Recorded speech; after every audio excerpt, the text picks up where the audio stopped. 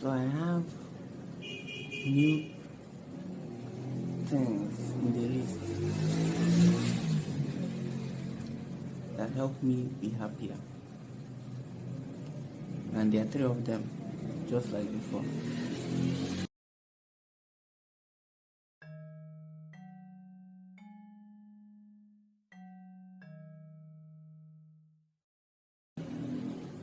Now, the first thing in the list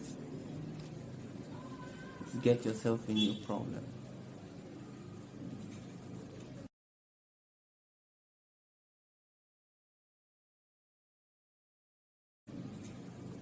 You might be wondering, get yourself a new problem. What does that mean? How would that work? What does this involve? Well, it comes down to a simple thing. I'll use an example that is personal example. I wanted to have a theme song, something that embodied my channel, my YouTube channel. But I did not want anything that already existed, like stock audio or something like that. And I don't want anything expensive, obviously. I don't have much of a budget to work with. So I thought of how would I make this theme song, this theme background, this audio by myself for my YouTube channel. Now you might have had it in the captions of my subject captions in the theme playing in the background. So somehow while I was focusing on this, imagining it, trying to see a way around it, because I can't afford a guitar, a piano, I don't own any instruments, I hardly call myself musical in terms of maybe which kind of instruments I can play. I cannot play any instruments. So somehow I downloaded a piano app, and then I got tinkering with it and then I thought, you know what, I could actually use this app for that audio. That is that audio I wanted for my YouTube channel. I'll just play the tune and then I'll get it out. And I did that. I formed a tune in my head. I put it down. I recorded it. I listened to it. I went to ChatGPT. I was like, what does this sound like on a piano? Because I don't know anything about pianos. And then it got the word out like, this is G sharp, this is this one, this is that one, this is how it would sound like. And I was like, oh. And then I went to the piano app. And then I now started that. But originally I did not know what a sharp was. So I don't know what a sharp was. And I felt somewhat like, let's say, ashamed, like telling Chat that I don't know what a sharp was. But then also underneath I was like, maybe I should not just have all the answers just handed over to me, like, this is what a sharp is, this is what it looks like, this is what it's on, this. So I wanted to do some learning on my own. And then I got down to more tinkering. I pressed this one, I look at what it was like, I would shift, I started doing many different settings on the piano app, and then I got around to a point where I started seeing all these musical notes, all these staves and all that. And then I noticed that when I pressed a certain key, that is the black key on the keyboard, that is the visual keyboard obviously, there would be this hashtag like symbol that would appear.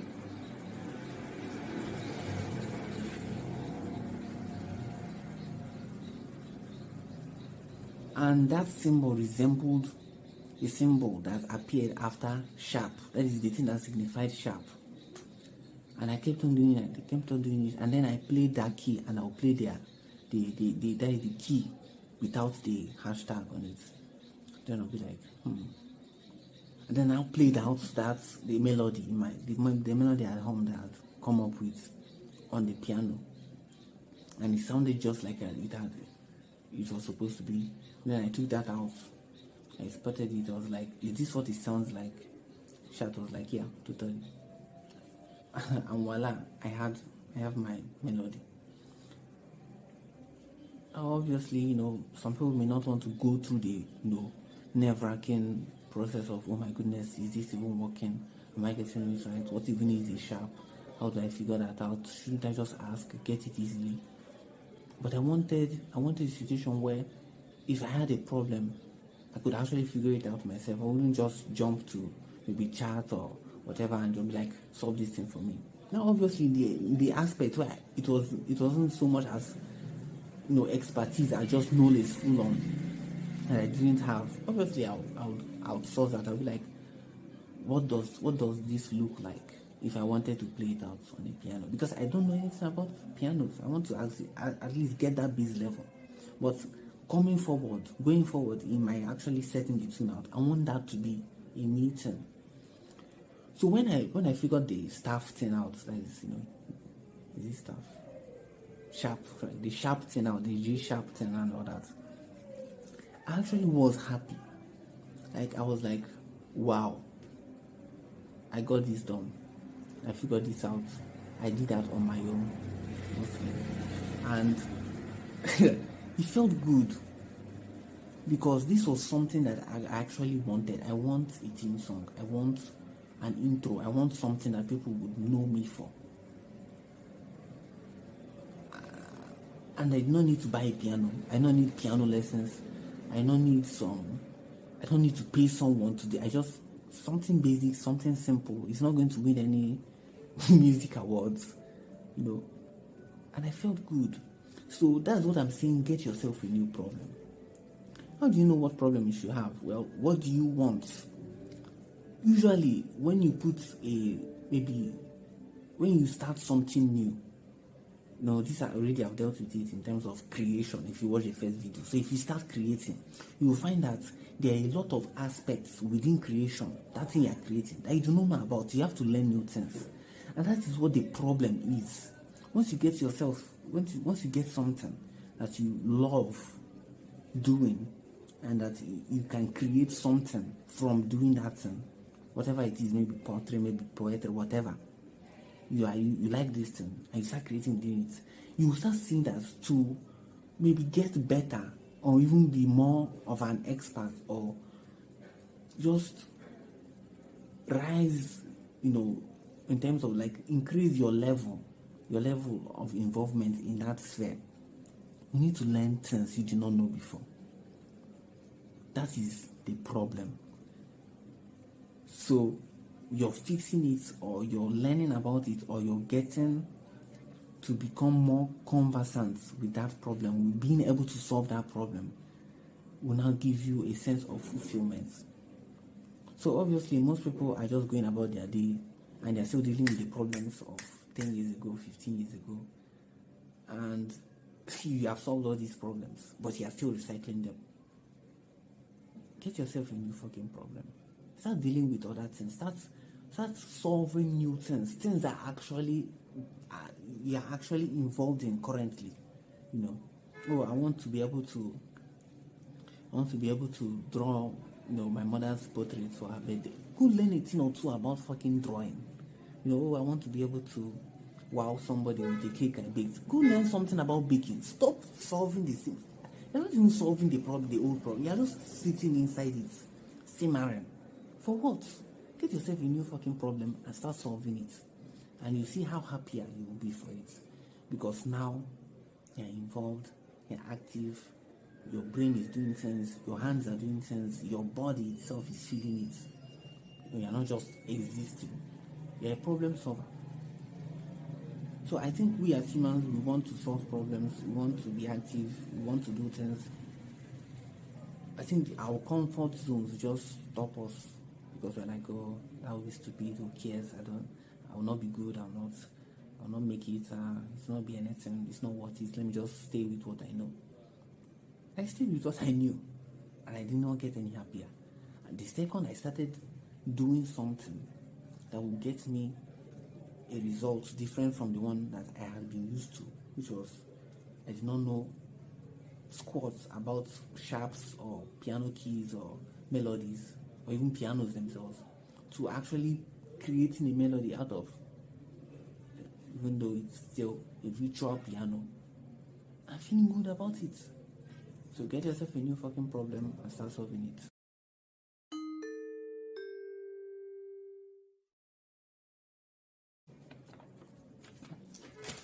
Well, puzzle games.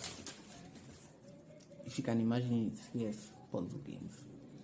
Why am I talking about puzzle games? Well, personally for me, I've always liked things that taxed my mind, that got me, let's say, tinkering and fixing, earlier reference to the first thing on the episode 2's list of, solving problems. For me, it was puzzle games. For you, it may be something else. But the point is, any game as it is, where you have to, put things together, piece things together. I'm not talking of some kind of street racing, no. I mean a game that is quiet, a game that is serene, played at a pace that is just, don't worry about how long you are taking playing it, how long you it has been so far, just play. And the second thing, if you are going to play a puzzle game, would be, do not imagine that you just keep playing. You want to put a peg on it. So for me personally, I stop at two games. That's it.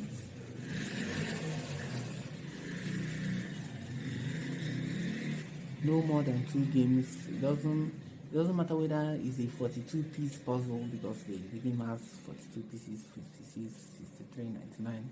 It doesn't matter whether even if it's a 12-piece puzzle.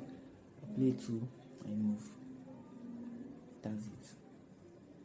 Now the third thing you will know for these puzzle games, if that's your own, if that floats your boat, will be, you cannot expect it to just make you happy.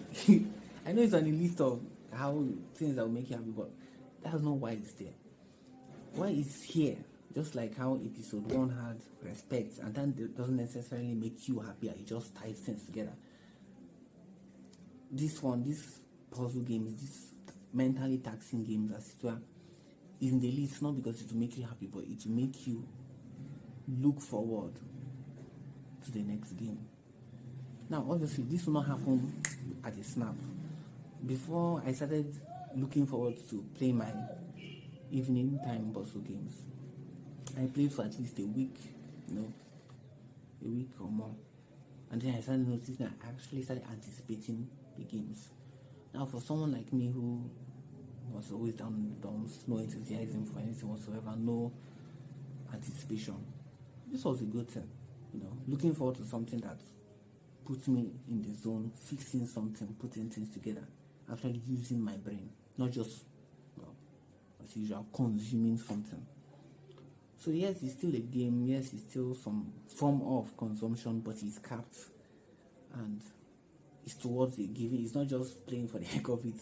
You're playing to put yourself in the zone of someone seeing the bigger picture. And obviously the thing is not, it's not glamorous. It's not like you're shooting someone down, or skating, or running, or fighting. It's just a puzzle game. Nothing mega.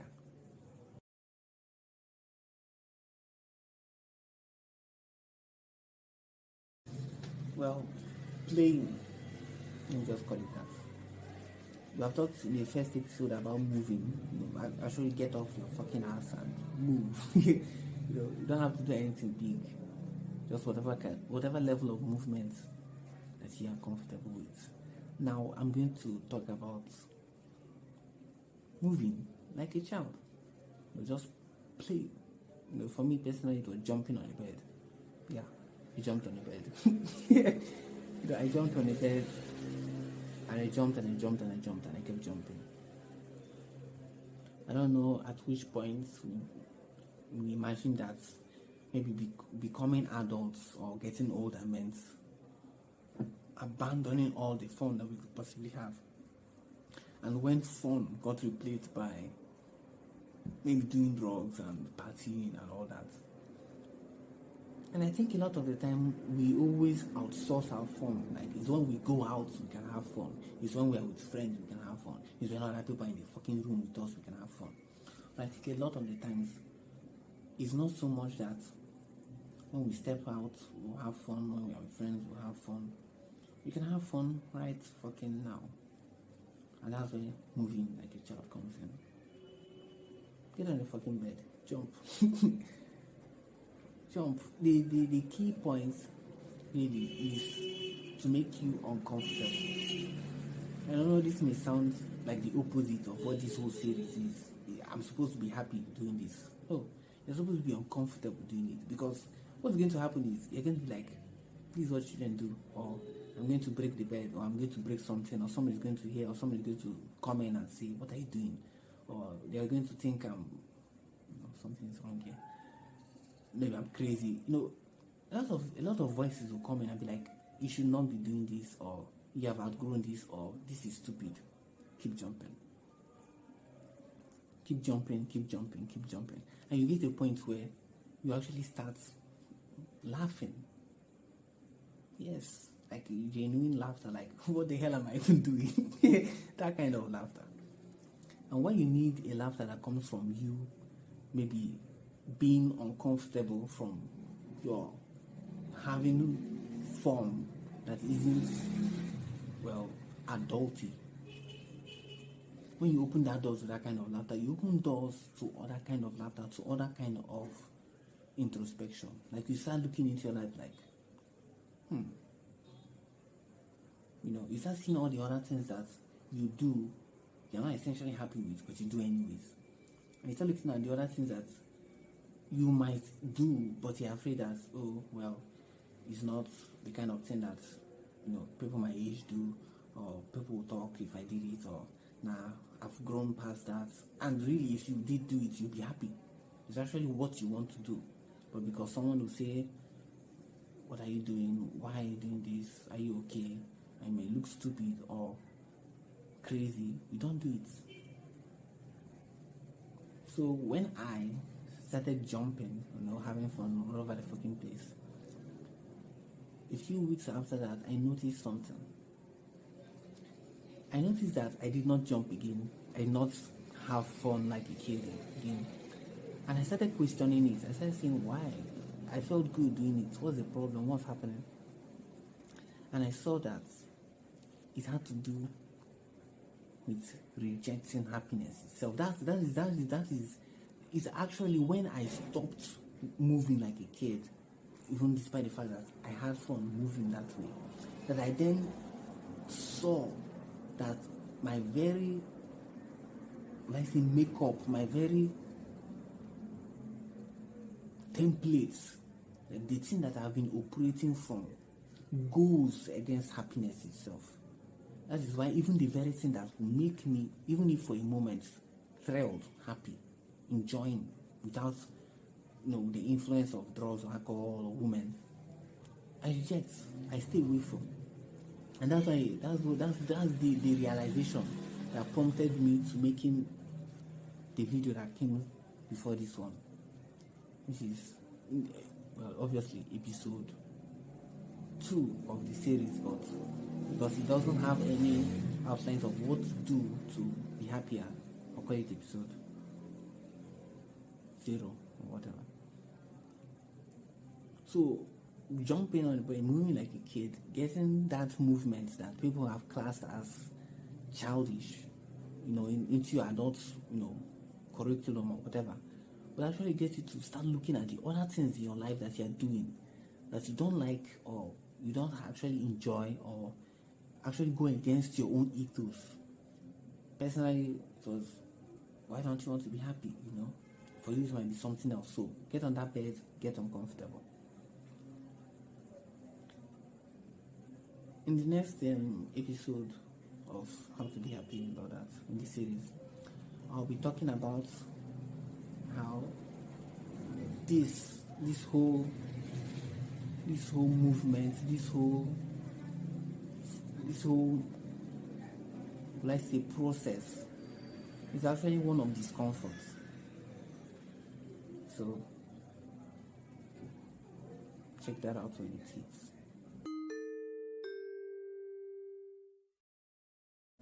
So as a conclusion, I'll just say what I've already said in the previous video. That's the first episode. And that is that this is not let's say, a complete list. All these things are things that I will involve myself in. I've involved myself in. I'm involved in it. I'm seeing it as it's me. And I'm making the video for those who maybe find it to be as happy as the average person, which these days seems to be a lot of people. And there's a reason I added without breaking the bank, because I don't want people to think you need a lot of money or a lot of capital, or you need someone who has a lot of money, because I don't have that much money. And I myself have been seeing that this does help a little. And currently, actually, I'm reading a book, The Hacking of the American Mind. And so far, I think maybe my definition of happiness may need a redefinition. I'm not yet sure, but this is just to tell the people who are watching that the next episode of How to Be Happier ... may see me shift my stance a little bit. This is not some kind of overhauling of forget happiness. It may just be a way of helping solidify my ground. But I just want to put that out there in case what I define as happiness, or the kind of things I may put on the list, may shift with what I glean from the book that I'm reading about happiness in general. So I'll see you in the next one.